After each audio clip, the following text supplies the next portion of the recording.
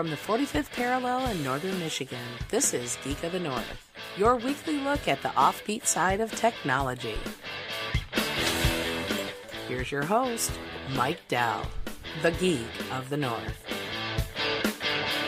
And I am the aforementioned Michael Dell. Let me fade that music down a little bit, and we'll get underway here. I'd like to thank everybody for joining me here on the Tech Podcast Network.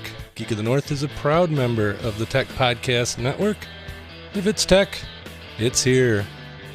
And today's show is brought to you by FlightRadio.com and Flight Radio the Book, your source for aircraft communications information. If you like to listen to airplanes on your police scanner, the website and the book are full of frequency lists and tips and tricks on getting started in the hobby. So go check that out at flightradio.com. So I'm new to this Ustream thing. Oh, I forgot to hit record. So let's do that.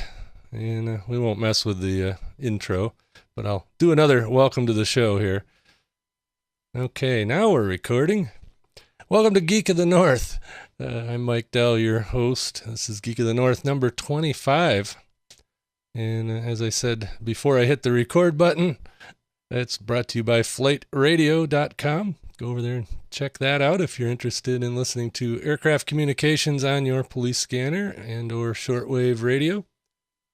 So anyway, got a pretty good show going on here. Of course, we are a member of the Tech Podcast Network, and I'm a little distracted today because I am going live for the first time on techpodcast.com/live via Ustream.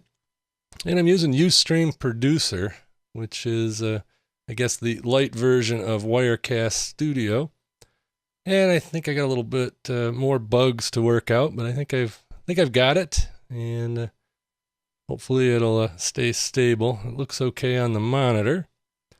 So anyway, got a bunch of stories here from aviation to some people pulling the plug, and let's see what else. We'll just get to it as we get to it. Of course, all you know that the space shuttle, I believe it's Atlantis. I should have looked that up. But anyway, the last space shuttle, or Endeavour, I think it is, actually. I think the last space shuttle is on its way to the pad, supposed to be, or it's probably already there by now. But they're supposed to be launching on Friday. And last I heard, the weather forecasters were giving about a 30% chance that it'll actually go off on time due to predicted weather conditions. But once this shuttle takes off and does its thing and then lands, that'll be it. But the space program has invented a lot of technology. Not really invented, but reused and adapted things. Sort of like Tang, Velcro, Teflon, all that stuff wasn't actually invented at NASA, but it was utilized at NASA and brought into the mainstream because of NASA's manned space flight program. And I got a nice story over on the Palm Beach Post News, and I will link to all these stories in the show notes. But since 1976, more than 1,700 documented NASA technologies have benefited, English optional today,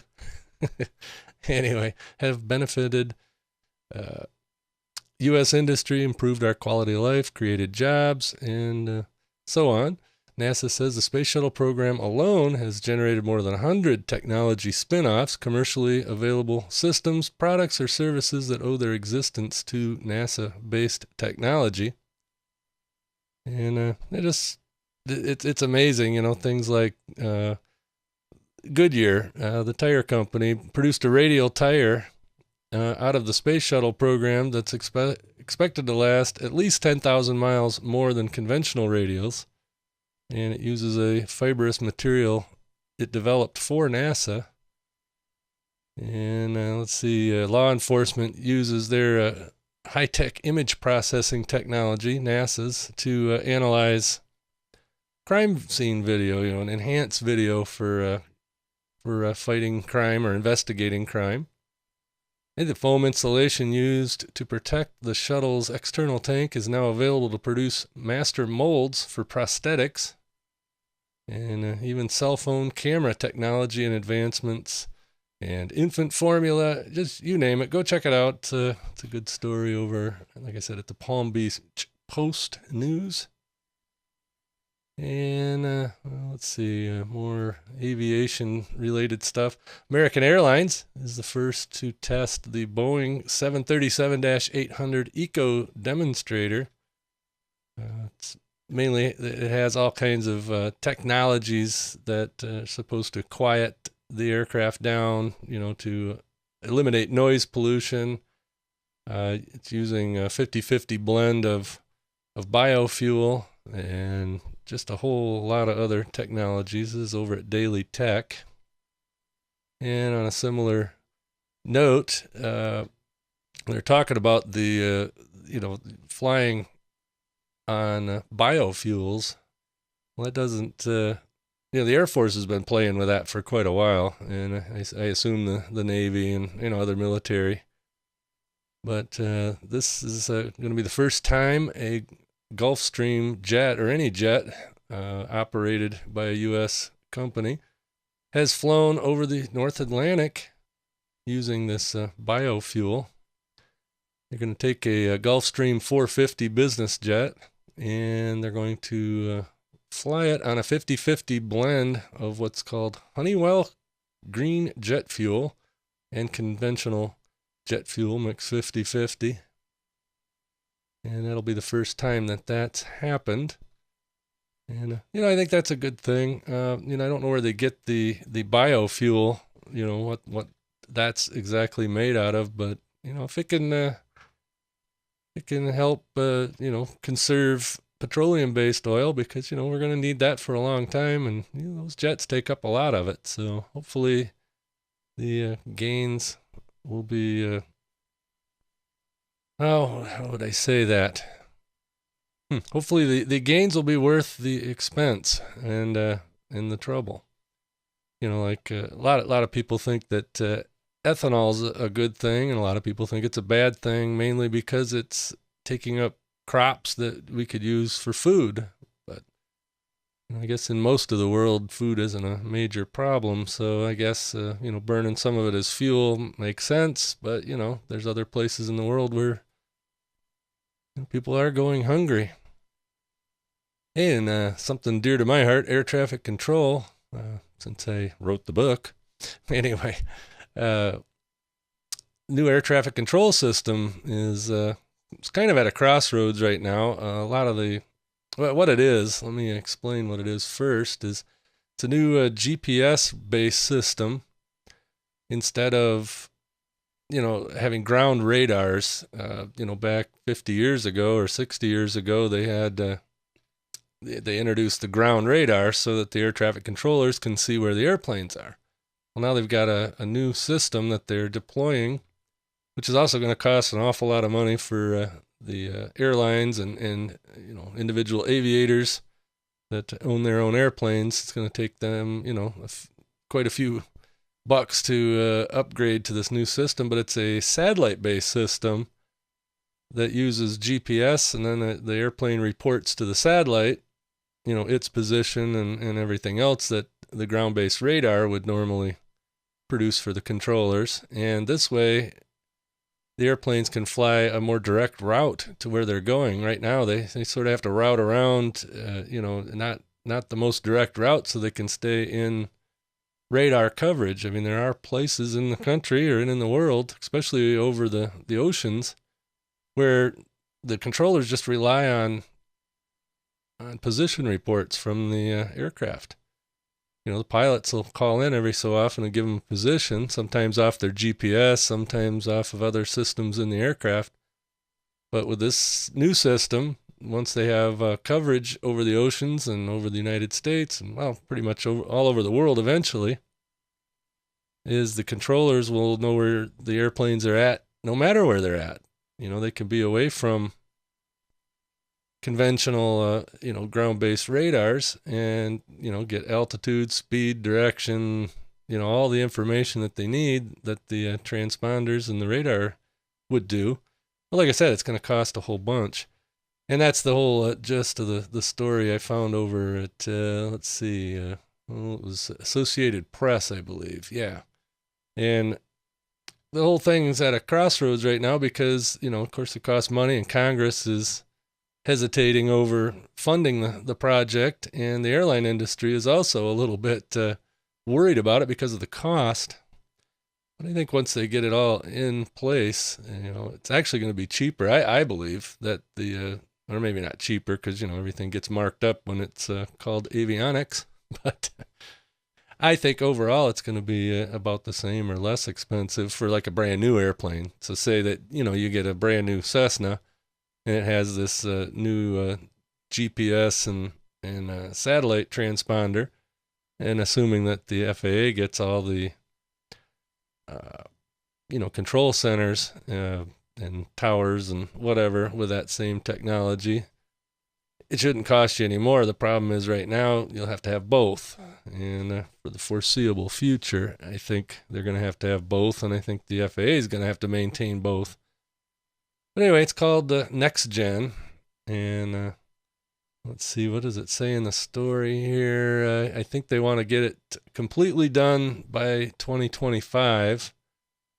And I saw another date in there, 2018, but I don't know what that was. So anyway, that's the new air traffic control system. And that's a biofuel. Let's see. All right, let's switch to another green technology of sorts. And it's kind of a sad day, especially for Jason Calcanis. Well, maybe not. He's already got his. But Tesla is pulling the plug on their electric roadster. That's the one that they're made out of Lotus chassis, and they've got the Tesla electric motor in them, and they'll go a couple 100 miles on a charge, and they're really fast and cost $109,000. And anyway, they're gonna stop making them sometime this month. Let's see. Tesla sold a total of 1,650 Roadsters as of April, and it's expected to release its Type S sedan somewhere around $50,000. It's going to have the same technology, but it's going to be a four-door sedan. Should be a pretty good car, I guess, especially, if you can go 10 miles or 100 miles on a charge. That's really good. A lot of these electric cars, like the Nissan Leaf, and we know somebody that has one of those. Those, I believe the advertised range is somewhere around 100 miles. But if you're, say you're running the air conditioning or the heat, because, both have to take electricity, that'll probably limit your range. But, realistically, if you can get 50 miles out of a charge, you're doing pretty good. And, especially if you got a charging port at work, I guess that'd be all right.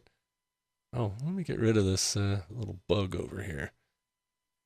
Let's see, turn that to none. Yeah, this Ustream producer is kind of cool. I'm going to have to check out the Wirecast Studio. I'm not buying a TriCaster for this. So anyway, hey, and if you're watching on the podcast, the video podcast or the audio podcast, but especially the video podcast, you'll notice if you're looking at the Ustream, the Ustream is a different camera angle than the podcast. The podcast camera's over there for those of you on Ustream. And for those of you on the podcast, the Ustream camera's over there.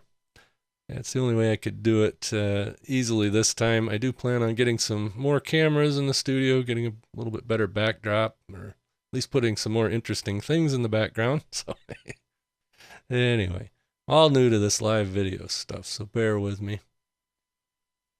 And hey, speaking of technology, there's a guy, let's see, I don't know where he is. Oh, he's in Enid, Oklahoma. He's the senior pastor and founder of lifechurch.tv. But anyway, he came up with this new thing for him or for his family that they're going to do 3 nights, 3 days a week they can use technology, and the other 4 they're going to read books, play games, and do all that at home. Not using the cell phone, not blogging, not doing all the other things that us tech geeks like, and the kids. And he says it's working pretty well. He came out with a new book. It's called Weird Because Normal Wasn't Working. So I don't know. It sounded pretty cool. I might have to check that out. But I kind of experienced that this weekend over the 4th of July weekend. Today is the 5th of July as I record this. But on the 4th of July weekend, we went up to an island up in the Upper Peninsula part of Michigan, kind of situated in between Sault Ste. Marie, Michigan and Sault Ste. Marie, Ontario. It's a little island called Sugar Island. I go there a lot. A place up there that we visit a lot. And anyway, we went up there this weekend. Brother-in-law was, wanted to play with some fireworks, and we had just a good party. A lot of family and friends come up. And one thing about that island is it's kind of a tech-free zone, or at least an internet-free zone, or a cell phone-free zone. The side of the island where we had the party is facing Canada, and unless you want to pay exorbitant roaming fees, that's the only cell coverage you have. They do get internet in there via satellite, which is it's okay, but for the most part, the kids on the island, either visiting the island or that live on the island, they don't do the normal tech things. Like, you get a bunch of teenagers together usually, and they're all fiddling on their phones and texting each other, and that's all fine and dandy, but that's all they do. And up there on that island, I was noticing this is, we had kids there from toddlers all the way up to teenagers and young adults, plus all us oldsters. And we were, I was just noticing that the kids were actually playing with a bat and a ball and throwing a frisbee around and swimming and playing around on the shoreline, and things where if you were in a regular place where there was cell coverage and all that, they'd all be texting each other. They'd all be playing video games on their phones or whatever. I guess they could have still done that, but these kids up there, a lot of them grew up there, and technology isn't a huge part of their lives. I mean, they still know the technology, and they still do get on the internet in their limited way, and and that's all fine and dandy too. But I don't know. I think maybe we are getting a little over technical, and I know that's weird coming from somebody on the Tech Podcast Network. But anyway, I just thought it was interesting. I kind of had a little bit of a withdrawal. I would drive over to the other side of the island where I could hit the cell tower and at least check my email with the phone. But I survived it. And I do have some video that I'm going to be producing of the fireworks show that we did. It was quite spectacular. My brother-in-law, he's a professional at it, and this year he decided to do a show up there for us, and it was really cool. So if you do follow me on YouTube or whatever, I'll probably have that video up in a couple of days. And of course, there'd probably be 100 gazillion other videos of fireworks shows, so it probably won't be unique, but it'll be good because he said I'm going to be doing the production there using my new stuff here. Okay, speaking of recreating in Michigan, the Michigan Department of Natural Resources have come out with an app. Yep, there's an app for that. The Michigan Camping and Recreation Locator app launched last week on BlackBerry World, Android Market, and Apple's App Store. It was developed by the Department of Natural Resources and the Michigan Department of Technology Management and Budget. So you can go check that out at by where you're at. It'll tell you where all the closest campgrounds are, the state parks and the boat launches and forest campgrounds and all that good stuff when you're in mostly northern Michigan, where I'm at, and further north. But there's some downstate a little bit further and in the more rural areas. So if you're in Michigan or you're coming to Michigan, check that out over at the Michigan Department of Natural Resources. All right, got a sad note here. George Bayless died at 85. That was July 3rd. You're wondering, who the heck is George Bayless? It's Ballas. So I'm probably not pronouncing that right. But he was the guy who invented the weed eater. He was driving through an automatic car wash in 1971, and he watched the whirling nylon brushes glide around the contour of his vehicle and wondered if he could adapt that technology to remove the weeds around the trees in his yard. At home, he punched holes in a tin can, threaded it with wire and fishing line, and bolted it to a rotating lawn edger. He called it the weed eater. And when he couldn't sell the concept to any other manufacturers, he founded his own company and built it into a $40 million a year business. So anyway, George Bayless, rest in peace at 85, and I'll be thinking of you when I go out and trim the weeds around the trees. And on a lighter note, Mark Zuckerberg was kind of wondering why everybody thought it was such a big deal that he has a profile on the newly launched social network called Google Plus. And what was it? Robert Scoble texted him and asked him about it, and just didn't understand why everybody thought that to be so noteworthy. Here's Scoble wrote on Twitter, name drop moment. Zuckerberg just texted me back, and in quotes, why are people so surprised that I'd have a Google account? So anyway, yeah, plus the Google Plus is supposed to be some sort of Facebook killer. I don't know about that. Facebook has got what, 500 million people, a little bit more than that now probably. Last I heard it was, somewhere around 550 million people, active users, I guess. So I don't think it's going to take them over real quick. There's a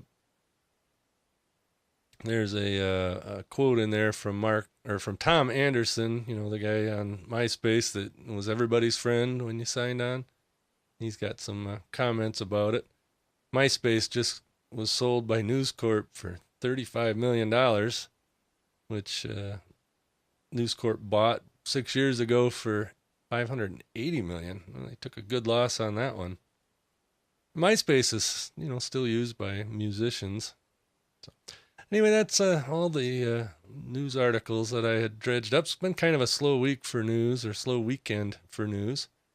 Let me play this here for the audio side, and I got a little more comments there afterwards.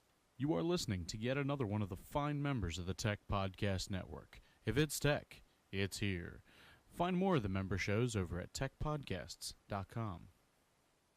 And yes, like I said, we are part of the Tech Podcast Network. All right, well, what I wanted to talk about, remember last episode, and of course that was 2 weeks ago. I apologize for missing last week, but now I've got to be on time because we're going to be doing it live every Tuesday at 1 p.m. Eastern Time. Figure it out. What would that be? 10 o'clock Pacific, and you can figure out all the rest of the time zones. But we'll be doing this every Tuesday at 1 p.m. So that'll keep me on track, and I'll get better at producing it without the hymns and haws and all that good stuff. If you want to see a polished broadcast, it'll be over on the podcast feed, and that's at geekofthenorth.com. But anyway, last episode we talked about Ham Radio Field Day, and I was getting ready to go out to it. And we had a successful field day. I do have some video for that. I'll probably put in the video feed here this week sometime maybe. But the whole idea, as I said before, if you didn't hear last episode, the whole idea of ham radio field day is us ham radio operators go out in the field. Duh. Anyway, we go out in the field for a 24-hour period and simulate emergency conditions where we operate on, makeshift antennas and generators or batteries or, stuff like that. Usually string wires up in the trees and do that kind of thing. And we spend the 24 hours trying to contact as many people as possible on as many different modes as possible. And, Morse code, voice, some of the digital modes, like PSK 31, phase shift keying is what that means. And one of these days I'm going to do a little demo of that. Once I get Wirecast, get the full-blown Wirecast and get another computer wrapped in here so I can actually do that. One thing about this Wirecast, by the way, is when I go to my splash screen or any other shots, not the Ustream producer, I should say, is the audio goes away. So I got to figure out how to connect the audio so that the audio stays on whilst I'm showing other things. Because just before I started recording here, I realized that didn't work. So, bummer. But anyway, I had a really good time out there at field day. Ate too much, swatted too many mosquitoes. But other than that, it was a lot of fun. Our group had 3 transmitters, all running on battery power, with wire antennas in the trees, with the exception of on 6 meters, which is the 50 to 54 megahertz band of VHF low. We had a beam antenna, and that's only because that the beam antennas are small and easy to deal with at that frequency. The lower in frequency you go, the bigger the antennas go, so don't want a big old tri-band beam up there for 2040 it's 2010 and 15 usually. We didn't do that. We just did wires, and believe one of the stations got like 250 contacts. Another of the stations got somewhere around 150 on CW, which is Morse code, which counts for 2 points. We'll find out our score here pretty soon. I should get an email from the group leader there that our score was such and such for field day, whatever that will be. But like I said, it's always a lot of fun, and next year maybe make plans to go visit one. The public's welcome at most groups' field day activities, and you get to see a ham radio in action. It's a little atypical as far as what you hear on the radio that weekend, but the way that we operate and the way that we set up is the same. One of the stations that we had for our group, Benzie County group, we had the Sheriff's Department's mobile command post set up as one of the stations, which was kind of cool because we could give tours of what the mobile command post looks like. And what's nice about that is they can actually replace the 911 system. They have cellular system in there, multi-phone line cellular system, kind of wired right into the truck. And at a moment's notice, they can, or say something happens to the original 911 dispatch center, they can switch to the truck, and they can, take calls there. They also have all the radio equipment to dispatch police, fire, and whatnot. And it's kind of a neat setup. It's like a big motor home, but it's really, really neat. It's nice of them to let us use that as one of our emergency stations. And then usually my folks and another guy, they bring their campers out there. So we have, we're not roughing it too bad. We're in RVs. So, well, hey guys and gals, I think this will do it for Geek of the North number 25. Thank you for listening and or watching, and those of you on Ustream, thanks for dropping by. And we're going to try to do this every week. In fact, we're not going to try, we're just going to do it. So if you got any suggestions for me, listen to the contact information at the end of the show. So with that, we'll catch you later, and you can catch me later.